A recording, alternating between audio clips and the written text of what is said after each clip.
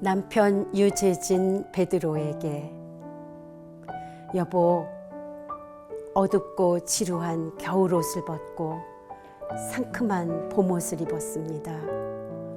바람결 따라 참새 무리가 돌아온 우리 사랑을 시샘하는 수다들을 떠내요.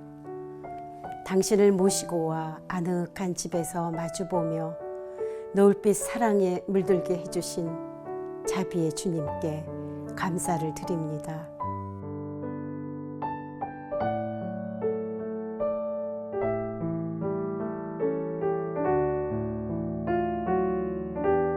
힘든 고통의 시간도 견뎌내게 하고 하느님께 감사 기도도 올리게 하는 그것. 오늘은 바로 사랑에 대한 얘기입니다. 긴 세월 남편을 헌신적으로 돌봤고 이제 부활한 듯 살아난 사랑을 만난 주인공. 제11회 신앙체험수기 공모전에서 특별상을 받은 박원화 루치아 자매의 이야기를 만납니다.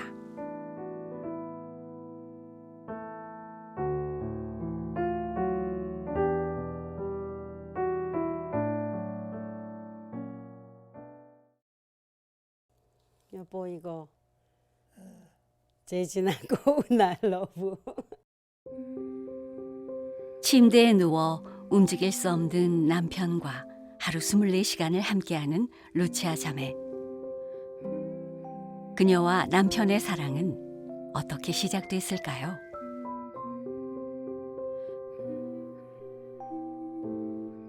제가 대학교 때 쌍투스라고 하는 기타 코러스의 창단 멤버가 되고 국가 비상조치, 공연 취소 이런 게 됐었죠. 그래서 우리가 이제 시리에 빠져 있을 때 지금의 남편 베드로가 이제 그 간사로 왔어요. 청소년 지도국에. 그래서 그분이 이건 절대 이런 일이 있어서는 안 되겠다 이래가지고 뭐 경찰서 뭐 이런 데를 막 돌아다니면서 대학생들의 순수한 공연인데 이걸 막아서는 안 된다. 그래서 간신히 초인적으로 설득해가지고 이제 공연 허가를 얻어냈어요. 그래서 제가 이름을 물어보니까 이름보다 먼저 베드로라 그러더라고요. 그래서 반석이구나. 이런 생각에 이제 혼자 마음속으로 이제 흠모를 했죠. 그렇게 사랑을 키우게 된 베드로 형제와 루치아 자매는 어머니께 결혼 허락을 받으려고 했습니다. 초등학교 1학년 때 아버지가 하늘나라로 가신 뒤 홀로 7남매를 키우신 어머니께 행복한 모습을 보여드리고 싶었습니다. 아유, 베드로라면 좋지. 오라 그래. 그래서 집에 이제 모시고 왔죠. 그랬더니 엄마가 자네 몇 살인가? 그래서 40년생입니다. 뭐 이러니까 깜짝 놀라면서 안 되네 그러시더라고요. 11살이나 위란다 뭐 이러시고 또 장남이란다. 집도 없고 새들어 산단다. 뭐 이런 얘기를 하니까 오빠도 다 반대했죠. 상당히 난관이 있었는데 이 베드로가 저에게 이제 새벽 미사를 매일같이 하면서 우리 결합해달라고 결혼 약속하자고, 그리고 그 대신 그 전까지는 만나지 말자고. 이래서 이제 베드로는 불광동 성당에서, 저는 청량리 성당에서 매일 새벽 미사를 했죠. 그러더니 그 엄마가 이제 그 갸륵한 걸 보셨는지 먼저 허락을 해주시고. 매일 드린 새벽 미사와 기도의 힘으로 루치아와 베드로는 해화동 성당에서 혼인 성사를 올렸습니다. 그런데 결혼 생활은 꿈꾸던 행복과는 너무나 달랐습니다. 집이 이제 어렵게 사시더라고요. 식구가 아버님, 어머님, 뭐 도련님, 아가씨들, 뭐 거기에 또 어머님의 남동생, 부인 이렇게 오니까 금방 9식구고, 제가 아이를 둘을 낳으니까 11식구고, 어쩌다가 신우님네 또 아이들이 이렇게 오고 그러면 막 갑자기 15 식구가 되고 이렇더라고요. 그러니까 집도 비좁은데 식구는 많고 이게 처음 느껴보는 살림살이잖아요. 친정엄마랑 혼자 살다가. 대가족의 맏며느리로 사는 건 만만치 않았고 초등학교 교사였던 루치아 자매는 피로를 풀 수 있는 조금의 여유도 없었습니다. 그러던 어느 날 생각지도 못했던 일이 일어났습니다. 거기에 남편은 자꾸만 그 자선사업 쪽 노동자들의 쉼터를 자신이 마련해서 좀 그 사람들을 위하는 일을 해보고 싶어 했어요. 그런데 자본이 없는데 자선사업을 한다는 게 쉬운가요? 어디? 어렵죠. 그때 저는 몰랐는데 이제 인감 도장을 제 거를 가지고 몰래 아마 대출을 크게 받으셨나 봐요. 근데 그게 잘 되면 좋은데 우리로서는 크지만 그 자본 가지고는 일이 잘 안 되죠. 그러니까 이 사람이 말을 못하는 상태에서 엄청나게 술을 드신 것 같아요. 한 일주일 정도 본인 생각으로는.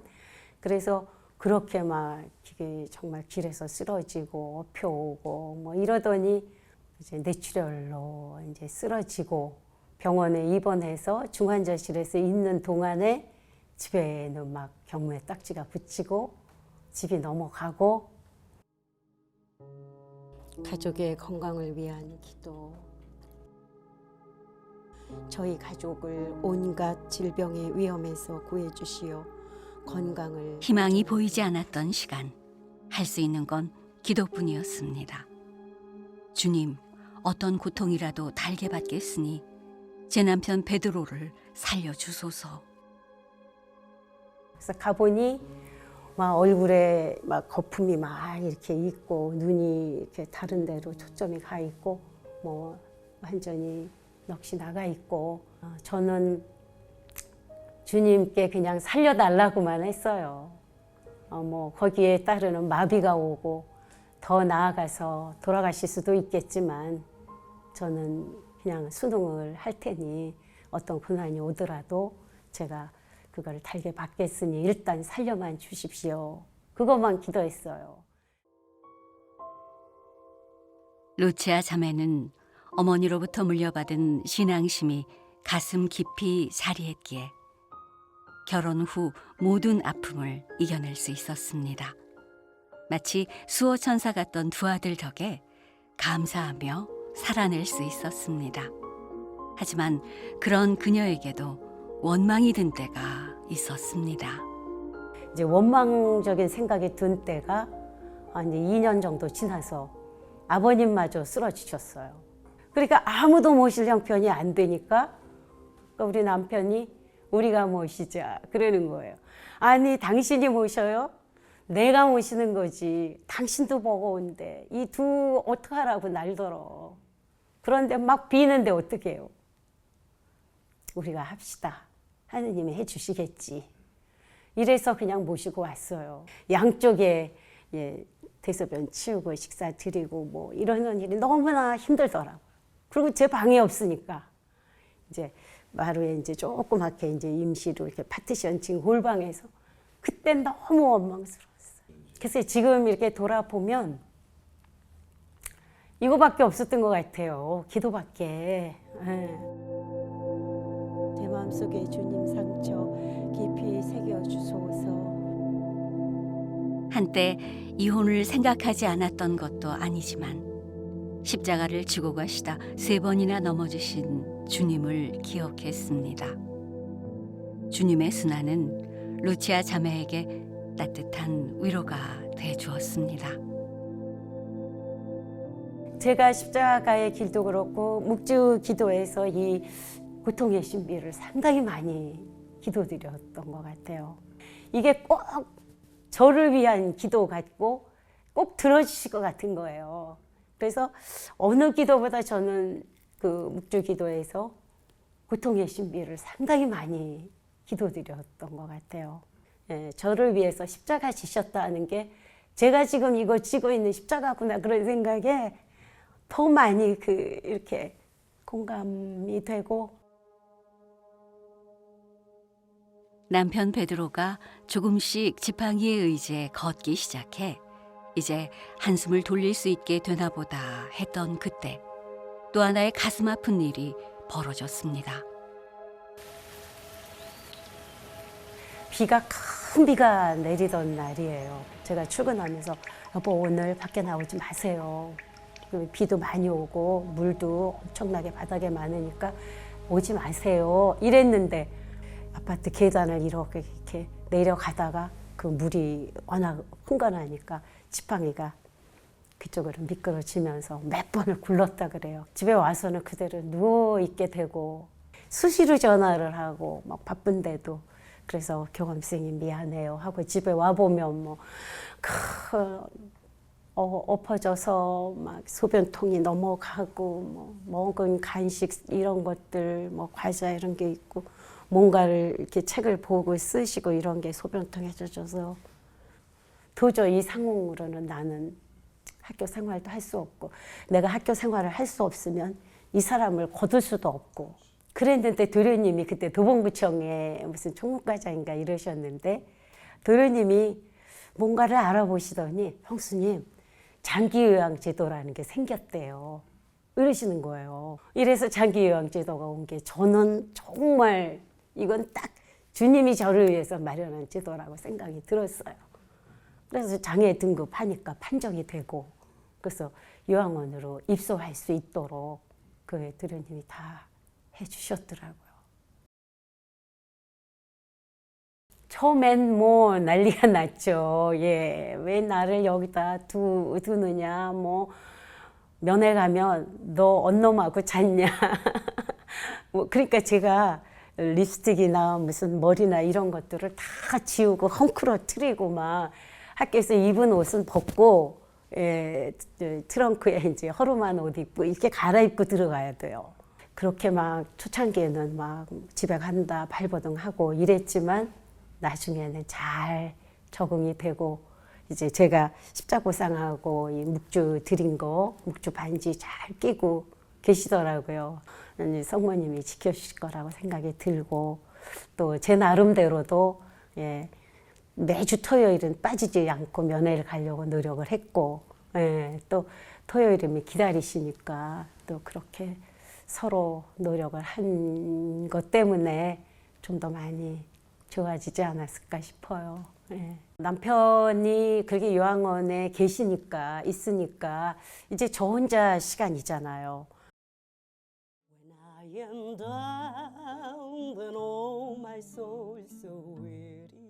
혼자의 시간을 갖게 된 루치아 자매는 학창 시절부터 함께했던 기타를 들고 노래봉사에 나섰습니다. 경연대회에서 수상할 정도로 가창력이 뛰어난 루치아 자매는 아픔을 딛고 웃으며 노래했고 음악으로 수많은 사람에게 위로를 건넸습니다. 괴로움이 밀려와 내가 나를 어찌할 수 없을 때 나는 여기에 와서 당신을 기다립니다. 당신이 나를 이렇게 세워주심으로 나는 폭풍 바다도 건널 수 있고 높은 산에도 우뚝 설 수 있습니다. 힘든 사람, 남편처럼 장애를 입고 병원에 있는 사람, 이런 수감되어 있는 수용자들, 이런 사람들을 위해서는 내가 가진 기타와 노래의 재능을 좀 보여드리는 게 우리 남편이 있는 요양원 이런 데로 정기적으로 노래 봉사를 다녔죠.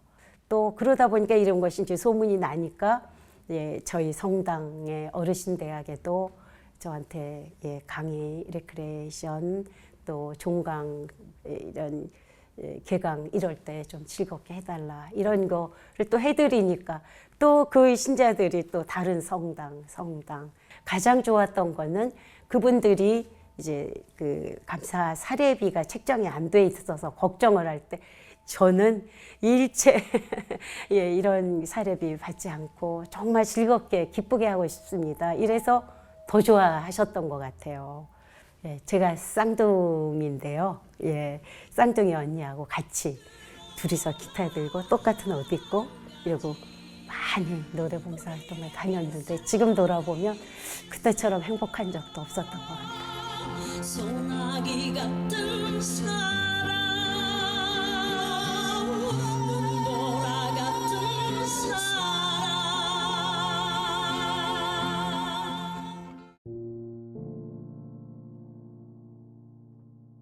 하지만 코로나 팬데믹이 찾아왔고 모든 것은 멈춰야 했습니다. 그때 루치아 자매는 10대 시절의 추억이 하나 떠올랐습니다. 중학생이던 때 절두산 순교 성지에서 봉사하던 어머니, 그리고 쌍둥이 언니와 함께 성지 근처 컨테이너에서 생활했던 2년. 그래서인지 루치아 자매의 발걸음은 자연스럽게 순교 성지로 향했습니다. 마스크 감옥살이가 워낙에 저를 힘들게 했더라고요. 그래서 문득 떠오른 게 이렇게 방구석에서만 이렇게 있지 말고 혼자서 언제가 될지 모르지만 좀 성지순례를 해보자. 이게 절두산 여기 왔을 때 정말 여기서 살던 생각도 나고 어머 이 주님이 이 길로 인도하셨나 보다 이런 생각이 많이 들면서 그 갑고 순교 성지에 갔을 때 실제로 십자가를 메고 다니면서 십자가 체험을 해보니까 이거는 전국을 다 다녀야 깨달음이 굉장히 클 것 같은 생각이 드는 거예요. 그래서 정말 뭐 수원으로 다 넓혀가면서 경상도로, 충청도로, 강원도로, 제주도까지 전국을 다 다니면서 그 167곳이 되던데 예. 곳곳에 울림이 너무 많았어요. 마음으로라도 그걸 백색이라고 그러더라고요. 그런 백색 순교라도 하자. 이런 마음이 곳곳 성지에서 많이 제가 얻었어요. 예, 그래서 신앙 체험 수기도 쓰게 되고 또 그 신앙 체험 수기와 함께 이 각 곳곳의 성지에서 느껴진 그런 그 깨달음들을 제가 책으로 신앙 수필집으로 발걸음 에세이를 거의 동시에 낸 것 같아요. 그리고 2022년 코로나에 걸려 콧줄까지 끼어야 했던 남편. 이 위기에서 루치아 자매는 인생의 또 다른 도전을 시작하게 됩니다. 저는 콧줄 끼지 말라고 이거 콧줄 꿰는 것은 보호자의 동의가 필요한데 이제 전화가 왔을 때 저는 못한다. 이거 콧줄 끼면 끝까지 간다는데 그리고 콧줄이라는 게 거의 끝에 가면 죽음을 의미한다는데 나는 이거 못하겠다. 그래서 원장님에게 저 남편 집으로 모시고 가서 내가 케어하겠습니다. 이렇게 얘기하니 원장님이 놀래갖고 콧줄 낀 데다가 지금 영양 상태가 이렇게 나쁜 남편을 집에 모시고 가면 과연 얼마나 사실지 우리 장담 못해요. 그러니 제가 제안을 하겠습니다.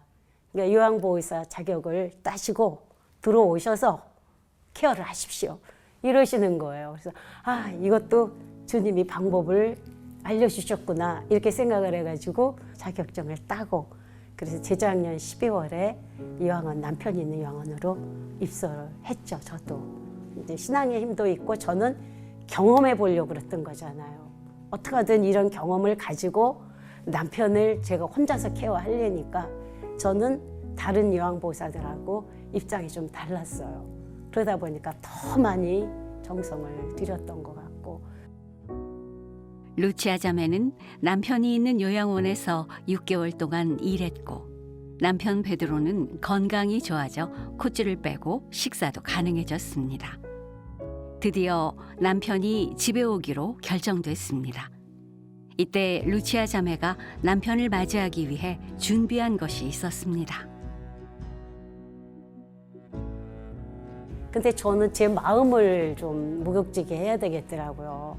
그래서 그 남양주의 요셉 수도원이라고 그 집에서 가깝고 그래서 2박 3일로 피정을 들어갔죠. 수사님들의 일정이 벽에 붙어 있어요. 전부를 이루고 있는 게 기도, 노동, 기도, 노동 이거더라고요. 하루의 일과표가. 그래서 제가 참 놀랐어요. 기도와 일이 생활의 중심이시구나 이분들이. 그러면 저도 이제 남편을 모시고 집에서 제가 생활을 할 때에는 이제 다른 건 다 봉사니 뭐 나의 취미니 이런 거는 다 버리고 이제 이 사람을 위한 그거는 뭐 그 수사님들은 노동이라 그랬지만 저는 케어 그리고 기도 이거겠구나. 이 두 가지를 봤는데 그렇게 가슴이 뜨겁더라고요. 드디어 지난해 9월 남편은 집으로 돌아왔습니다. 취미 활동을 모두 끊어내고 남편의 전담 요양보호사로 매일을 살기 시작했습니다. 그리고 그곳엔 주님도 함께 계셨습니다. 지금부터 우리 유 베드로 형제님의 병자 형성체 예식을 시작하겠습니다. 성부와 성자와 성령의 이름으로 아멘. 가녀린 연세도 드신 여성이신데 혼자 그 수발을 어떻게 다 드실까 보통 어려운 일이 아니잖아요. 그리고 이제 자리를 비우시면 또 안 되니까 계속 집안에 머무셔야 되고 아무튼 여러 가지 것들이 저는 되게 무리라는 느낌이 있었어요. 근데 이걸 해내시는 모습이 처음에 제 느낌은 진짜 사랑이 모든 것을 이긴다. 뭐 이거는 제 뜻이 아니고 주님이 시킨 거라고 생각을 했고요. 하느님이 묶어주신 거라고 생각을 해서 하늘이 맨 거를 사람이 풀 수 없다 이렇게 항상 생각하고 살았던 것을 되돌려 주신다라는 생각이 들었어요. 그래서 집에 모셔오니까 저는 아픈 느낌보다는 그 첫 마음이 되살아난 게 너무 좋아가지고 아이들한테 이 기쁨, 이렇게 할 수 있는 마음을 얘기하니까 아이들이 감동하고는 집을 깨끗하게 수리해 주는데 두 아들이 전폭적으로 엄마 아버지를 위해서 해주셨어요. 그리고 집에 들어오니까 이제는 뭐 성모님 계시지, 예수님 계시지, 뭐 신부님 또 매달 병자성사 오셔서 축성해 주시고 봉성체 주시지 이러니까 여기가 무슨 공소 같아요. 작은 공소 같고. 그래서 당신이 나를 데려다 주면서 그게 우리 일일이잖아. 아유 참 몇십 년 얘기야 이게. 오늘도 변함없이 루치아 자매는 기도와 남편 돌봄으로 하루를 가득 채웁니다. 그리고 그것이 하느님의 일임을 깨닫습니다. 내가 만난 주님은 나의 남편 베드로. 제가 감사 기도를 드리러 성당을 갔는데 그 십자가에 예수님이 아니고 베드로의 얼굴이 딱 이렇게 있더라고요. 그래서 저는 이건 저의 소명이라고 생각을 했고 이 사람을 위하는 일이 제가 사는 길이다 이런 생각이 들었어요. 그래서 이렇게 고통을 많이 주셨다. 고통을 주신 예수님처럼. 그러나 얼마나 예수님을 알면 행복한지. 그래서 내가 만난 주님은 나의 베드로, 남편이십니다. 이렇게 말하고 싶어요. 박원화 루치아 자매의 얼굴엔 그 긴 세월 동안 겪었던 고통의 흔적이 없었습니다. 대신 그녀의 이름처럼 늘 온화한 미소가 함께 했는데요. 그 이유는 파도 거센 삶 속에서 늘 주님을 찾고 하느님을 발견했기 때문 아닐까요? 그녀는 오늘도 이렇게 고백한다고 합니다. 사랑합니다. 나의 하느님. I was dancing with my darling to the